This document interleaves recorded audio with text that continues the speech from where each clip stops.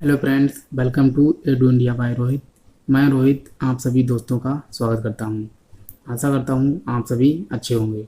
तो आज हम बात करने वाले हैं सिंधु घाटी सभ्यता के जो तीसरा पार्ट है। आज हम इसको पढ़ने वाले हैं और इससे संबंधित जो भी इसमें सिंधु घाटी सभ्यता में जो भी स्थल प्राप्त हुए थे उनसे संबंधित यदि हम बात करें, जैसे मैं आपको दिखा देता हूँ।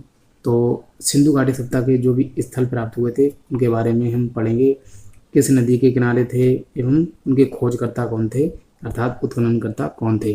ठीक है, और उनसे संबंधित मैं आपको दिखा देता हूँ जो भी मुख्य बिंदु हैं कि उनसे उन स्थलों से क्या क्या प्राप्त हुआ है, तो उनके बारे में भी हम पढ़ने वाले हैं।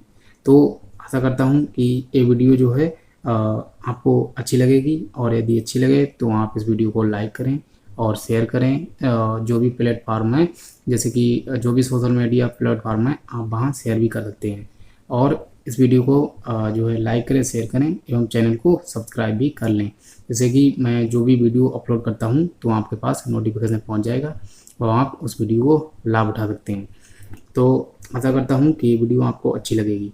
मैं प्रयास करूँगा कि अपना जो भी बेस्ट है उसको दूँ आपको। तो यदि हम सिंधु घाटी सभ्यता के बारे में बात करें तो हम दो वीडियो जो थे सिंधु घाटी सभ्यता के, उसके बारे में हम पढ़ चुके थे। उससे संबंधित जो भी बेसिक जानकारियाँ थी एवं स्थलों को उनकी जहाँ पर स्थिति थी उसको भी हमने पढ़ा था पिछले वीडियोस में। ठीक है, तो आज हम इन स्थलों के बारे में जानकारी महत्वपूर्ण रूप से प्राप्त करने वाले हैं। तो प्लीज़ इस वीडियो को आप पूरा देखें और इस वीडियो का लाभ उठाएं। तो हम अपनी वीडियो का प्रारंभ करते हैं। सबसे पहले यदि हम बात करें तो मैं आपको दिखा देता हूँ। सबसे पहले जो स्थल है हमारा वो है हड़प्पा। ठीक है, ये हड़प्पा स्थल की यदि हम बात करें तो ये पाकिस्तान के पंजाब प्रांत, जो पाकिस्तान में पंजाब प्रांत पड़ता है, और पाकिस्तान के पंजाब प्रांत में मोंटगोमरी जिला है। ठीक है, तो मोंटगोमरी जिला में ये हड़प्पा स्थल प्राप्त हुआ था। और ये हड़प्पा जो था ये सिंधु घाटी सभ्यता का पहला स्थल था। ठीक है, पहला स्थल खोजा गया था और ये जो स्थल है ये रावी नदी के तट पर पाया गया था। और यदि खोजकर्ता की हम बात करें तो दयाराम साहनी ने जो है इसकी खोज की थी। और कब की थी, तो सन 1921 में इसकी खोज की थी।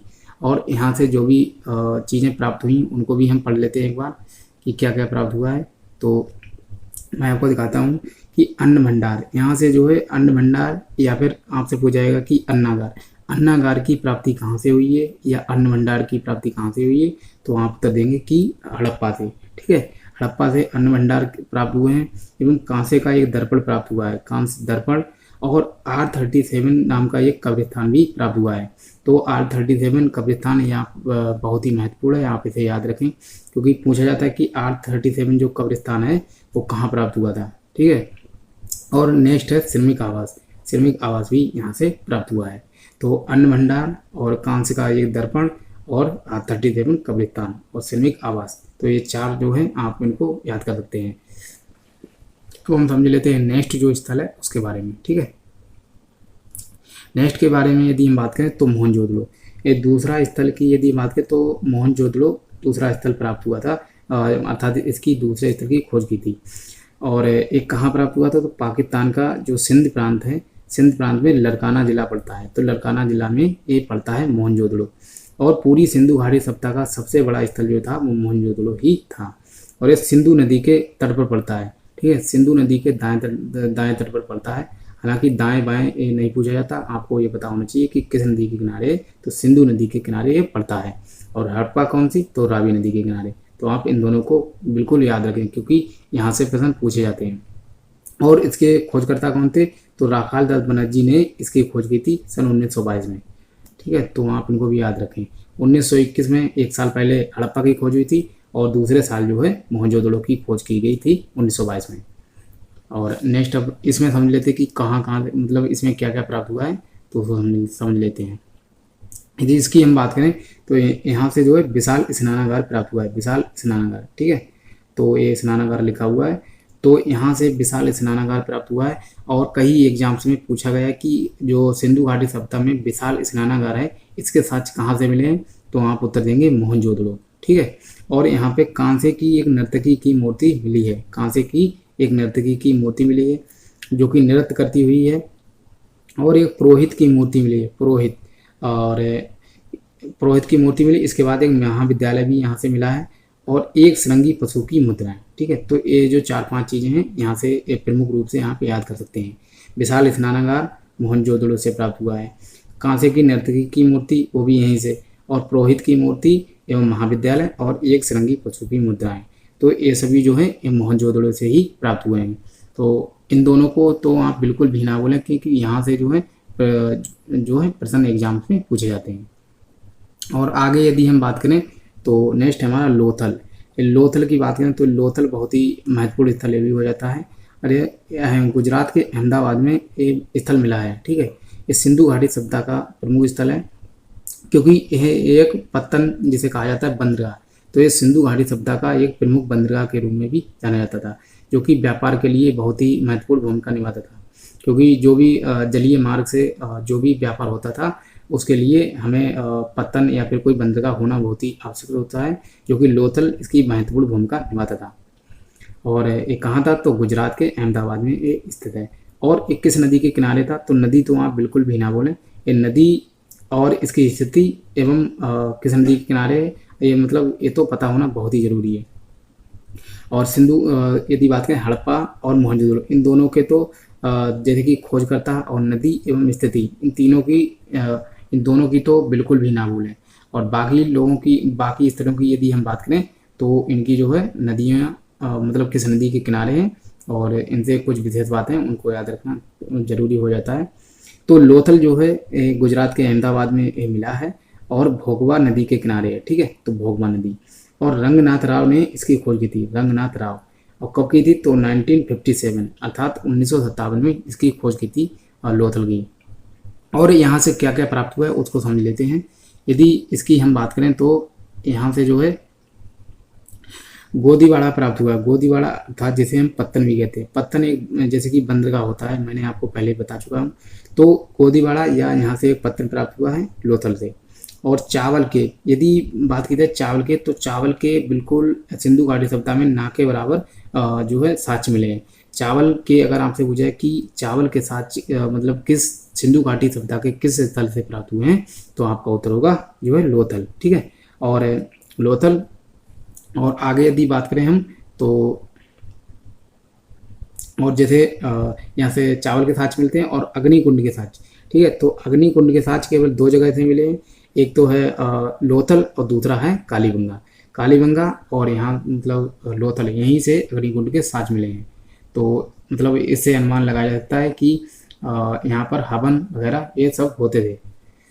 तो आगे है यहाँ से कि हाथी दांत भी यहाँ से मिले, हाथी के दांत, और 3 युगल समाधियाँ। ठीक है, 3 युगल समाधियाँ भी यहाँ से मिली हैं। मतलब 3 व्यक्तियों जो मृत हो जाते थे उनको एक ही समाधि में 3 व्यक्तियों को दफना दिया जाता था, तो इसलिए 3 युगल समाधियाँ कहाँ से मिली हैं, तो लोथल से। और यदि बात करें तो घोड़े की मृण मूर्ति अर्थात घोड़े की मिट्टी से बनी हुई मूर्ति मिली है। तो अब हम आगे बात कर लेते हैं कि कौन सा स्थल है, तो उसके बारे में भी समझ लेते हैं। आगे यदि हम बात करें तो कालीबंगा, ये कालीबंगा इसकी यदि बात करें तो ये बहुत ही महत्वपूर्ण स्थल है और ये राजस्थान के हनुमानगढ़ जिले से मिला है। अगर आपसे पूछा जाए कि कालीबंगा राजस्थान के या मतलब किस जिले से मिला है, तो राजस्थान का जो हनुमानगढ़ जिला है यहीं से ये मिला है। और यदि बात करें तो किस नदी के किनारे, तो ये घग्गर नदी के किनारे ये मिलता है। और मैं नेक्स्ट बताऊँ तो राखीगढ़ी जो कि हरियाणा के हिसार जिले में पड़ता है, तो ये दोनों जो हैं घग्गर नदी के किनारे ही मिलते हैं। तो कालीबंगा हनुमानगढ़ जिला और राजस्थान में ये स्थित है। और इसे खोजकर्ता की हम यदि बात करें तो अमलानंद घोष और बीबी लाल एवं बीके थापर, इनका नाम भी याद आया खोजकर्ता में, तो इन्हें दोनों को आप याद कर सकते हैं। अमलानंद घोष और बीबी लाल एवं बीके थापर इनका नाम है, तो इन दोनों को जो है याद कर सकते हैं। क्योंकि मैंने देखा है तो कई पुस्तकों में अमलानंद घोष को भी मतलब इसके खोजकर्ता के रूप में जाना गया है, और कभी कहीं बीबी लाल एवं बीके थापर को भी जाना गया है। तो आप दोनों ही याद रखें। ऑप्शन में जो इन दोनों में से जो एक ही दिया होगा और जो भी दिया हो आप उसको लगा सकते हैं। नेक्स्ट यदि हम बात करें तो इसके यहाँ से साक्ष्य कौन कौन से प्राप्त हुए हैं, तो उनको समझ लेते हैं। यदि साक्ष्य की हम बात करें तो जुते हुए खेत के प्रमाण कहाँ से मिले हैं, तो कालीबंगा से। जुते हुए खेत के साक्ष्य जो है कालीबंगा से मिलते हैं। और यहाँ पर भी अग्नि कुंड के हवन अग्नि के हवन कुंड अर्थात जो है यहाँ से भी जो पूजा वगैरह होती है तो उसमें अग्नि कुंड के माध्यम से पूजाएं या मतलब ये सब होते हैं। तो यहाँ से भी अग्नि कुंड के साक्ष्य मिले हैं। अग्नि कुंड के साक्ष्य केवल 2 ही जगह से मिले हैं, बाकी सिंधु घाटी सभ्यता के स्थलों में कहीं भी अग्नि कुंड के साक्ष्य नहीं मिलते हैं। केवल आप 2 जगह याद रखें, एक लोथल से अग्नि कुंड के साक्ष्य और कालीबंगा, इन दोनों स्थलों से अग्नि कुंड के साक्ष्य मिलते हैं। और यहाँ से कालीबंगा से, क्योंकि कालीबंगा का अर्थ ही होता है काले रंग की चूड़ियाँ, तो आप उसे याद कर सकते हैं कि यहाँ से चूड़ियों का भी प्रमाण मिलते हैं।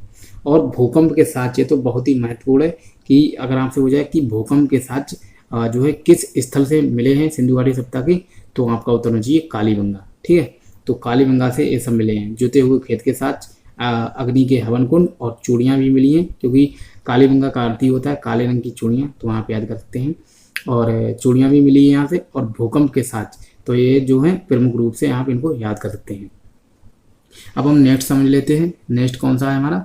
यदि हम नेक्स्ट की हम बात करें तो हमारा हो जाता है जो है राखी गढ़ी। जैसे राखी गढ़ी की यदि हम बात करें तो हमारे भारत में वर्तमान भारत में सिंधु घाटी सभ्यता का सबसे बड़ा स्थल अगर आपसे पूछा जाए तो आप उत्तर देंगे राखी गढ़ी। ये सिंधु घाटी सभ्यता का हमारे भारत में जो मौजूदा भारत में जो भी स्थल प्राप्त हुए हैं सिंधु घाटी सभ्यता के, उनमें सबसे बड़ा स्थल जो है वो राखी गढ़ी को ही माना जाता है। और पूरी सिंधु घाटी सभ्यता का अगर आपसे स्थल पूछा जाए तो हो जाता है मोहनजोदड़ो। ठीक है, तो ये 2 प्रश्न हैं, आप दोनों को पार्टिकुलरली याद कर सकते हैं। राखी गढ़ी जो कि हरियाणा के हिसार जिले में पड़ता है, हरियाणा के हिसार जिले में, और यह भी घग्गर नदी के किनारे स्थित है। तो कालीबंगा और राखी गढ़ी, कालीबंगा राखी गढ़ी ये दोनों घग्गर नदी के किनारे मिलते हैं। और नेक्स्ट यदि बात करें तो कालीबंगा हो जाता है हनुमानगढ़ जिले में, और ये हो जाता है हिसार जिले में, और ये राजस्थान में, ये हरियाणा में। तो इनको जो है आप अलग अलग याद कर सकते हैं।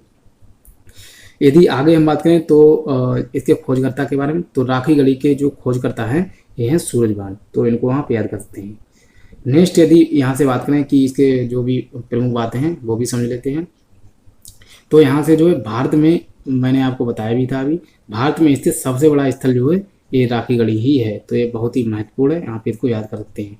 और ताम्र उपकरण अर्थात यहाँ से तांबे के जो भी बने हुए उपकरण थे वो भी यहाँ से प्राप्त हुए हैं, तो राखी गढ़ी से प्राप्त हुए हैं। और आगे हम समझ लेते हैं कि कौन सा स्थल है, तो उसके बारे में भी समझ लेते हैं। यदि हम आगे बात करें तो चन्हूदड़ो, ठीक है, चन्हूदड़ो की बात करें तो हमने इसकी स्थिति, इन सभी जो स्थलों की जो स्थिति थी उसको भी हमने पिछले वीडियो में देखा था। तो आप उस वीडियो को जब देखेंगे तो आपको स्थिति की पता लग जाएगी, और जो भी जानकारियां हैं वो इस वीडियो से प्राप्त कर सकते हैं। तो इसीलिए जो मैंने 2 वीडियोस पहले भी अपलोड कर चुका हूं, उनको आप बारी बारी से देख लें, और जब बारी बारी से उन दोनों को देख लेंगे तो इसको आप अच्छे से समझ पाएंगे। तो इसीलिए जो है इन सभी वीडियो को देखना, जिससे कि आप इनके बारे में जो भी महत्वपूर्ण जानकारियां हैं उनको आप प्राप्त कर पाएंगे और उनका लाभ उठा पाएंगे। तो अब समझ रहे हैं, चन्हूदड़ो की यदि हम बात करें तो ये पाकिस्तान में पड़ता है, और पाकिस्तान के सिंध प्रांत में पड़ता है। ठीक है, तो पाकिस्तान के सिंध प्रांत में पड़ता है, और इस सिंधु नदी के किनारे ही पड़ता है। तो मैंने पिछले वीडियो में स्थिति जो बताई थी, सिंधु नदी के किनारे 3 महत्वपूर्ण स्थल पड़ते हैं, और इसकी यदि बात करें तो चन्हूदड़ो भी पड़ता है, और जैसे मैंने बताया था मोहनजोदड़ो, और एक है कोटतीजी। तो ये 3 स्थल जो थे वो सिंधु नदी के किनारे ही पड़ते थे, और सिंधु नदी के किनारे तो पड़ते ही थे लेकिन सिंध प्रांत में भी थे, तो इसीलिए उनसे संबंधित जानकारी मैंने आपको बताई। और यदि इनके खोजकर्ता के बारे में बात करें तो अनरेस्ट मैके एवं मजूमदार, इनका नाम आता है इनके खोजकर्ता में। चन्हूदड़ो के खोजकर्ता कौन थे? तो अनरेस्ट मैके एवं मजूमदार। और सिंधु नदी के किनारे यह स्थल मिलता है पाकिस्तान के सिंध प्रांत में। ठीक है, अब इससे संबंधित जो भी और बातें हैं विशेष, उनको भी समझ लेते हैं। यदि हम इनके बारे में बात करें तो जो चन्हूदड़ो है, चन्हूदड़ो से मनका बनाने का कारखाना मिला है। ठीक है, मनका बनाने का कारखाना, ये तो प्रश्न कई बार एग्जाम्स में पूछा जा चुका है कि मनके बनाने का कारखाना कहाँ से मिला है, तो आपका उत्तर होगा चन्हूदड़ो से मिलता है। और कंघा, लिपस्टिक, काजल, पाउडर, यदि हम बात करें तो यहाँ से जो है जो स्त्री प्रसाधन के, सौंदर्य प्रसाधन के जो भी उपकरण होते हैं वो भी यहाँ से मिले हैं। तो स्त्रियों के सौंदर्यता के लिए जो भी उपकरण होते हैं वो भी यहाँ से मिलते हैं, जैसे कंघा है, लिपस्टिक है, काजल है, पाउडर है, इत्यादि जो है उपकरण यहाँ से मिलते हैं। तो इनको आप याद कर लें।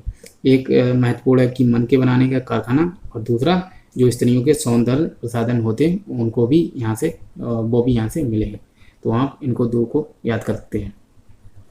और नेक्स्ट यदि हम बात करें, नेक्स्ट हमारा स्थल है बनावली। ठीक है, तो बनावली या बनावली आप तो जो भी उचित लगे आप कह सकते हैं, क्योंकि कई पुस्तकों में बड़ावली लिखा हुआ है, कहीं पर बनावली। तो बनावली की यदि बात करें तो ये हिसार हरियाणा राज्य और हरियाणा के हिसार जिले में ये पड़ता है बनावली। और यहाँ से यदि बात करें तो ये सरस्वती नदी के किनारे मिलता है। ठीक है, सरस्वती नदी के किनारे। और मैंने हालांकि आपको एक विशेष बात भी बताई थी, यदि बात करें तो मैं आपको नीचे बता दूंगा। ठीक है, तो बनावली कहाँ से मिला है? हरियाणा के हिसार जिले में इसकी स्थिति मिली है और ये सरस्वती नदी के किनारे मिलता है। नेक्स्ट यदि बात करें तो रविंद्र सिंह बिष्ट, ये इनके खोजकर्ता या उत्खननकर्ता थे रविंद्र सिंह बिष्ट। तो आपको इन्हें याद करना चाहिए। और यहाँ से एक ही महत्वपूर्ण बात है, उसे याद कर सकते हैं कि जो बनावली है यहाँ से मिट्टी का खिलौना हल, मिट्टी के बने हुए खिलौने होते हैं, तो एक खिलौने के रूप में एक हल प्राप्त हुआ है। तो आप इसको जो है बिल्कुल सेटिस्फाई कर लें, और यहाँ से प्रश्न पूछा जाता है। तो जो सिंधु घाटी सभ्यता है उसमें जो पकी हुई मिट्टी के जो भी बर्तन बनाए जाते थे, पकी हुई मिट्टी के, उन्हें हम टेराकोटा के नाम से जानते हैं, टेराकोटा। ठीक है, जो पकी हुई मिट्टी होती थी सिंधु घाटी सभ्यता में, उसे हम टेराकोटा के नाम से जानते हैं। तो आप इसे भी याद कर सकते हैं, टेराकोटा। ठीक है, और नेक्स्ट यदि हम बात करें तो हो जाता है रोपड़। रोपड़ की यदि हम बात करें तो ये रूपनगर जो पंजाब है, हमारे भारत में पंजाब है, तो पंजाब के रूपनगर जिले में स्थित है। रा से रोपड़ और रा से रूपनगर जिला, तो आप इसको मतलब ऐड कर सकते हैं। रा से रोपड़ और रा से रूपनगर जिला तो कहाँ है? तो पंजाब में। ठीक है, तो रोपड़ रूपनगर जिले में पंजाब राज्य में पड़ता है। और एक किस नदी के किनारे? तो रोपड़ जो है वो सतलज नदी के किनारे पड़ता है। मैं आपको एक बात बता दूं, जैसे आप जब कोई भी स्थल पढ़ते हैं तो आपको ये स्थिति पता लगती है कि ये जो स्थल है वो किस राज्य में है। तो आपने यदि जो मैंने एक वीडियो डाली थी मैराथन, 3 वीडियोस मैंने डाली थी, तो उसमें मैंने जो भी नदियाँ थी उनकी स्थिति भी उसमें बताई थी, और जैसे कि जो भी बेसिक जानकारियाँ थी मैंने उनमें बताई थी। तो यदि आप उन वीडियो को देखेंगे तो अभी आपको बहुत लाभ मिलेगा। क्योंकि सतलज नदी की यदि बात करें तो ये पंजाब, ये तिब्बत के मानसरोवर झील के पास से निकलती है, और ये पंजाब फिर जैसे हिमाचल प्रदेश, पंजाब, इस प्रकार से बहती हुई जो है पाकिस्तान में चली जाती है। तो इस प्रकार से यदि आप नदी की स्थिति आपको पता है तो आप अनुमान लगा सकते हैं, या आपको राज्य की स्थिति पता है तो इन दोनों से आप जो है मतलब अपने उत्तर तक पहुंच सकते हैं। ठीक है, क्योंकि पंजाब में सतलज नदी भी बहती है, और इस प्रकार से क्योंकि पंजाब और हिमाचल प्रदेश से निकलकर पाकिस्तान में चली जाती है। तो जो है मतलब आपको अगर इनमें से कोई भी चीज़ पता है तो आप अपने उत्तर तक आराम से पहुंच सकते हैं। और यदि बात करें हम जैसे सिंधु नदी की, मैं आपको उदाहरण के तौर पर समझा दूं। जैसे सिंधु नदी है, यदि आप सिंधु नदी की स्थिति के बारे में जानते हैं कि सिंधु नदी जो चीन के तिब्बत शहर है, जो तिब्बत है, तिब्बत के आसपास मानसरोवर झील से निकलकर हमारे भारत में जैसे जास्कर और लद्दाख जो श्रेणी है उसके बीच से निकल कर जाती है, और लद्दाख में बहती है, फिर जम्मू कश्मीर में बहती है, और इसके बाद पाकिस्तान में चली जाती है। तो आपको ये पता लग जाएगा कि ये किस मतलब कहाँ कहाँ बहती हुई जाती है, तो उन जगहों पर ही इसके स्थल होंगे। तो ये बेसिक सी बात है। तो आगे यदि हम बात करें अपने टॉपिक की तरफ, तो रोपड़ जो है ये रूपनगर जिले में मिलता है, और पंजाब के रूपनगर जिले में, और सतलज नदी के किनारे इस स्थल की प्राप्ति हुई है। और इसके जो खोजकर्ता हैं वो यज्ञदत्त शर्मा इनका नाम है। तो ये जो है इनके खोजकर्ता हैं। और यहाँ से एक प्रमुख बात यदि मैं बताऊँ आपको, तो यहाँ से तांबे की कुल्हाड़ी प्राप्त हुई है। तांबे की कुल्हाड़ी कहाँ से प्राप्त हुई है? तो आपका उत्तर होगा जो है मतलब रोपड़ से। ठीक है, और मिट्टी का खिलौना हल तो आपको बता दूंगे बनावली से मिला है। और मन के बनाने का कारखाना तो मैंने बताया था आपको कि मन के बनाने का जो कि चनूदड़ो, तो ये आप बिल्कुल याद कर सकते हैं।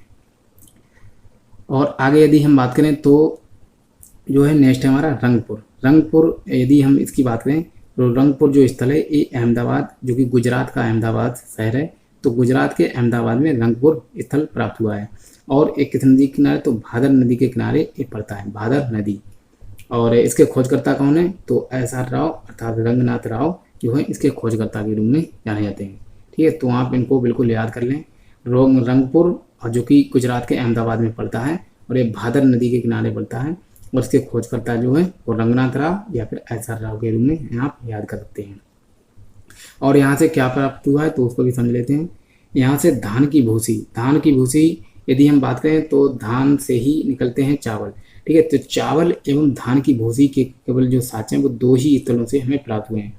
चावल के साक्ष्य जो कि लोथल से प्राप्त हुए हैं, और ये धान की भूसी के साक्ष्य जो कि रंगपुर से प्राप्त हुए हैं। तो आप इन दोनों को जो है, ये जो मैंने आपको दिखा देता हूँ, रंगपुर से जो है धान की भूसी के साक्ष्य प्राप्त हुए हैं, और लोथल से प्राप्त हुए चावल के साक्ष्य। तो केवल इन्हीं 2 स्थलों से चावल के बारे में जानकारी मिलती है। और जो ज्वार बाजरा है, यहाँ से इसके भी साक्ष्य जो है रंगपुर से मिलते हैं। और एक बार यदि आगे बात करें तो हमारा है सुरकोतला नहीं। सुरकोतला की यदि हम बात करें तो ये गुजरात जो है, गुजरात के कच्छ जिले से सुरकोतला का स्थल मिलता है, ठीक है। गुजरात के कच्छ जिले से मिलता है। और 21 नदी के किनारे तो सरस्वती नदी के किनारे ये पड़ता है। और इसके आगे यदि बात करें तो खोजकर्ता के बारे में कोई जानकारी मतलब ये विशेष नहीं है, क्योंकि ऊपर जो है यदि बात करें हड़प्पा है, मोहनजोदड़ो, लोथल, तो इस प्रकार से ये जो प्रमुख हैं उन्हीं के बारे में जो है खोजकर्ता के बारे में पूछा जाता है। इनसे केवल नदी के बारे में आप याद कर सकते हैं। और यहाँ से क्या प्राप्त हुआ है तो कलश सावधान, जो कलश सावधान के बारे में यदि बात करें तो शवों को जो है कलश में भरकर जो है नदियों में मतलब सिराया जाता है। तो उस प्रकार से आप याद कर सकते हैं। कलश सावधान की जो परंपरा है वो कहाँ से पता लगती है, इसके साक्ष्य जो हैं वो सुरकोतला से मिलते हैं। और एक कच्छ, गुजरात के कच्छ जिले में पड़ता है, सरस्वती के नदी के किनारे। और यहाँ से घोड़े की हड्डी के जो है साक्ष्य भी मिले हैं। घोड़े की हड्डी के साक्ष्य, ये तो बहुत ही BBI है, और ये प्रश्न कई बार पूछा भी आ चुका है कि घोड़े की हड्डी के साक्ष्य कहाँ से मिले, तो सुरकोतला से। और यहाँ से तराजू के भी साक्ष्य मिले हैं, ठीक है। तो इसको भी आप याद कर सकते हैं। और यदि हम आगे बात करें तो एक बार हम इसका रिवीजन कर लेते हैं। तो मैं आपको एक बार रिवीजन करवा देता हूँ, क्योंकि रिवीजन करेंगे तभी हम समझ पाएंगे। तो यदि हम बात करें तो हड़प्पा जो है ये पाकिस्तान के मोंटगोमरी जिले से मिलता है, रावी नदी के किनारे। और इसके खोजकर्ता दयाराम साहनी जी हैं, और 1921 में इन्होंने खोज की थी। और यहाँ से यदि हम बात करें तो अन्न भंडार है, अन्न भंडार, कांस्य दर्पण एवं 837 नाम का कब्रिस्तान और श्रमिक आवास, ये सब यहाँ से मिलते हैं। नेक्स्ट यदि हम बात करें तो हमारा था कि मोहनजोदड़ो पाकिस्तान के लड़काना जिले से मिलता है, और इस सिंधु नदी के किनारे पड़ता है मोहनजोदड़ो। राखालदास बनर्जी ने इसकी खोज की थी सन 1922 में। यहाँ से यदि हम बात करें तो यहाँ से मिले हैं विशाल स्नानागार, कांस्य की नर्तकी की मूर्ति, पुरोहित की मूर्ति, महाविद्यालय एवं एक सिरंगी पशु की मुद्राएं। तो ये सब यहाँ से मिलते हैं। नेक्स्ट यदि हम आगे बात करें तो जो लोथल है ये गुजरात के अहमदाबाद में ये मिलता है, और भोगवा नदी के किनारे ये पड़ता है। तो ये भोगवा नदी बहुत ही महत्वपूर्ण है, और रंगनाथ राव ने इसकी खोज की थी। तो आप इसको याद कर सकते हैं, जैसे लोथल में लाला दोबारा था, तो आप याद करते हैं कि लाल रंग, ठीक है, लाल रंग, इसको याद कर सकते हैं इस ट्रिक से, लाल रंग। तो लोथल अर्थात लाल रंग मतलब रंगनाथ राव ने इसकी खोज की थी 1957 में। और यहाँ से क्या प्राप्त हुआ था तो गोदीवाड़ा जो कि एक बंदरगाह है, पत्तन, चावल के साक्ष्य मिले हैं, अग्निकुंड एवं हाथी के साक्ष्य मिले, और 3 युगल समाधियाँ एवं घोड़े की मृण मूर्ति अर्थात घोड़े की मिट्टी की मूर्ति जो है यहाँ से मिली है। तो ये भी आप याद कर सकते हैं। आगे मैंने बताया था आपको कि कालीबंगा जो कि राजस्थान के हनुमानगढ़ जिले से मिलता है, और एक घग्गर नदी के किनारे पड़ता है, और अमलानंद घोष एवं बीबी लाल एवं थापर ने इसकी खोज की थी। जुते हुए यहाँ से साक्ष्य मिले हैं, जैसे मैं आपको दिखा दूँ, जुते हुए खेत के साक्ष्य एवं अग्नि के हवन कुंड, चूड़ियाँ भी मिली थी यहाँ से, और भूकंप के साक्ष्य भी यहाँ से मिले थे। तो ये बहुत ही BBI हैं, इनको बिल्कुल आप याद कर लें।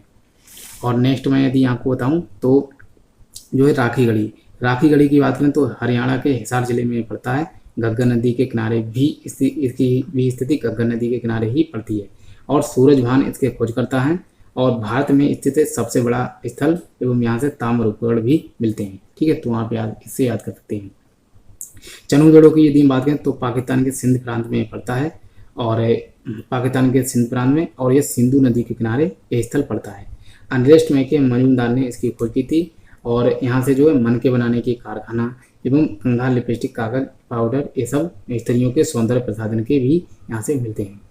नेक्स्ट था हमारा कि बड़ावली। तो बड़ावली से जो है हरियाणा के हिसार जिले में पड़ता है और ये सरस्वती नदी के किनारे पड़ता है। रविंद्र सिंह बिष्ट जो है इन्होंने इसकी जो है उत्खनन करता या फिर इसकी खोज की थी। और यहाँ से यदि बात करें तो मिट्टी का खिलौना, बड़ावली से मिट्टी का खिलौना हल मिलता है, ठीक है। और जो पकी हुई मिट्टी होती थी उसे हम टेराकोटा के नाम से भी जानते हैं। नेक्स्ट यदि बात करें तो रोपड़ था हमारा। रोपड़ जो कि राजे रोपड़, राजे रूपनगर। रोपड़ जो है पंजाब के रूपनगर जिले में मिलता है और ये सतलज नदी के किनारे पड़ता है। यज्ञदत्त शर्मा जो है इन्होंने खोज की थी। तांबे की कुल्हाड़ी जो है यहाँ से मिलती है। नेक्स्ट यदि हम बात करें तो रंगपुर हो गया। इसके बाद सुरकोतला। सुरकोतला की यदि बात करें तो ये गुजरात के कच्छ जिले में पड़ता है और सरस्वती नदी के किनारे मिलता है। और यहाँ से जो विशेष बातें थी, कलश शब्दान की जो परंपरा या प्रथा है, इसके साक्ष्य जो हैं ये सुरकोतला से ही मिलते हैं। और घोड़े की हड्डी के साक्ष्य जो हैं वो भी यहाँ से मिलते हैं और तराजू के साक्ष्य भी यहाँ से मिलते हैं। नेक्स्ट यदि हम बात करें तो एक है धौलावीरा, उसको भी यहाँ पे याद कर सकते हैं। धौलावीरा जो कि गुजरात में पड़ता है और ये बहुत ही महत्वपूर्ण है क्योंकि यूनेस्को की जो वर्ल्ड हेरिटेज रिपोर्ट मतलब होती है उसके अंतर्गत उसको शामिल कर लिया गया है।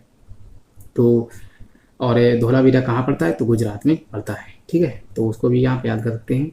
और वो धौलावीरा जो था वो 3 नगरों में बटा हुआ शहर था, जो कि एक प्रमुख विशेषता थी और उसे हम पिछले वीडियो में हमने पढ़ा भी था। तो अब हम इसके बारे में थोड़ा समझ लेते हैं कि सभ्यता जो सिंधु घाटी सभ्यता थी इसके पतन के रीजन क्या थे जिसके कारण इसके पतन हुआ था, तो उसको हम अब समझ लेते हैं, ठीक है। तो सभ्यता के पतन के क्या कारण थे। पहला जो मत था ये अर्नेस्ट मैके एवं जॉन मार्शल ने कहा था कि मतलब जो सिंधु घाटी सभ्यता थी इसका जो पतन का मुख्य कारण था ये था बाढ़। ऐसा क्यों था, इन्होंने ये अनुमान लगाया था कि जितने भी सिंधु घाटी जो सभ्यता थी इसके जितने भी स्थल प्राप्त हुए थे वो सभी नदियों के किनारे ही प्राप्त हुए थे, चाहे वो सिंधु नदी हो या सरस्वती नदी हो या फिर कोई और नदी, ठीक है। सिंधु, सरस्वती या फिर कोई और नदी हो। तो उस प्रकार से नदियों में इन्होंने अनुमान लगाया था कि नदियों के किनारे बाढ़ आई होगी और उसके बाढ़ के कारण जो है सभ्यता का पतन हो गया था। तो ये जो मत था ये सर्वमान्य मत के रूप में जाना जाता है क्योंकि इसके जो है कुछ प्रमाण भी लगते हैं। तो उसके कारण जो है ये बाढ़ वाला पूछा जाए कि सिंधु घाटी सभ्यता के पतन के काल क्या थे तो वहाँ बाढ़ को दे सकते हैं। और नेक्स्ट जो था इसके बारे में यदि हम बात करें तो नेक्स्ट जो था इसके बारे में चाइल्ड एवं व्हीलर ने एक कहा था, ये सभी इन्होंने कहा था कि ये जो विदेशी आक्रमण के कारण सिंधु घाटी सभ्यता का पतन हुआ था। तो इन्होंने भी अपने मत दिए थे। और विदेशी आक्रमण की बात करें तो ये जो मत थे इतने प्रसिद्ध नहीं हुए थे क्योंकि विदेशी आक्रमण के बारे में बात करें तो सिंधु घाटी सभ्यता में कोई भी अर्थशास्त्र के जो है साक्ष्य नहीं मिलते हैं। तो आक्रमण के बारे में कुछ इसमें क्योंकि सिंधु घाटी सभ्यता जो है वो आद्य ऐतिहासिक सभ्यता है और यहाँ पर अभी भी लिपि को पढ़ा नहीं जा सका तो उसके बारे में विशेष जानकारियाँ प्राप्त नहीं हो पाती हैं। नेक्स्ट है हमारा फेयर सर्विस। इनकी यदि बात करें तो इन्होंने बताया था कि जो सिंधु घाटी सभ्यता थी ये पारिस्थितिकी असंतुलन के कारण जो है मतलब यहाँ पर क्लाइमेट चेंज हुआ था, उसके कारण जो है जब संतुलन बिगड़ा था तो इसके कारण जो है सभ्यता का अंत हो गया होगा। तो इन्होंने भी अपना अनुमान लगाया था। लेकिन सबसे सर्वमान्य मत जो था वो यही था कि अर्नेस्ट मैके एवं जॉन मार्शल का कि सर्वमान्य मत के रूप में इसे जाना जाता है। और अधिकतर देखा जाए तो एग्जाम्स में ये बाढ़ वाला जो उत्तर है इसी को सही माना जाता है। तो आप भी इसे याद कर सकते हैं। हालांकि इनको तीनों को पढ़ लें कि मैके एवं जॉन मार्शल ने बाढ़ बताया था और चाइल्ड एवं व्हीलर ने विदेशी आक्रमण के बारे में बताया था। और फेयर सर्विस इनको भी याद कर सकते हैं, इन्होंने पारिस्थितिकी असंतुलन, ठीक है, तो क्लाइमेट चेंज के बारे में इन्होंने बताया था। तो आशा करता हूँ कि जो हमारी वीडियो थी वीडियो नंबर 3 इसके बारे में आपने जो भी मुख्य बिंदु हैं या स्थलों के बारे में या मतलब कि नदियों के किनारे कौन सी नदी के किनारे थे या मैं खोजकर्ता और इत्यादि जो भी बातें थी हमने इस वीडियो में पढ़ा। और नेक्स्ट वीडियो जो आएगी उसमें हम जो है सिंधु घाटी सभ्यता के सामाजिक जीवन, राजनीतिक जीवन, धार्मिक एवं आर्थिक चारों जीवनों के बारे में पढ़ेंगे। क्योंकि कोई भी सभ्यता हो या कोई परिस्थिति हो या भी कोई सभ्यता हो या फिर किसी के बारे में जब हम संपूर्ण जानकारी प्राप्त करना चाहते हैं तो उसके बारे में, इन चारों स्थितियों के बारे में पता होना बहुत ही ज़रूरी होता है। और यही चारों स्थिति जो हैं वो किसी भी सभ्यता के बारे में संपूर्ण जानकारी व्यक्त कर पाती हैं। तो इसलिए राजनीतिक जीवन, आर्थिक जीवन और सामाजिक एवं आर्थिक, इन सभी को जो है अगली वीडियो में हम पढ़ेंगे। तो आशा करता हूँ कि ये वीडियो जो है आपको अच्छी लगेगी, और यदि अच्छी लगे तो आप इस वीडियो को लाइक, शेयर एवं चैनल को भी सब्सक्राइब कर लें और दोस्तों में भी शेयर कर दें। ठीक है, तो मिलते हैं नेक्स्ट वीडियो में। तब तक के लिए इस वीडियो का आनंद लें। जय हिंद, वंदे मातरम।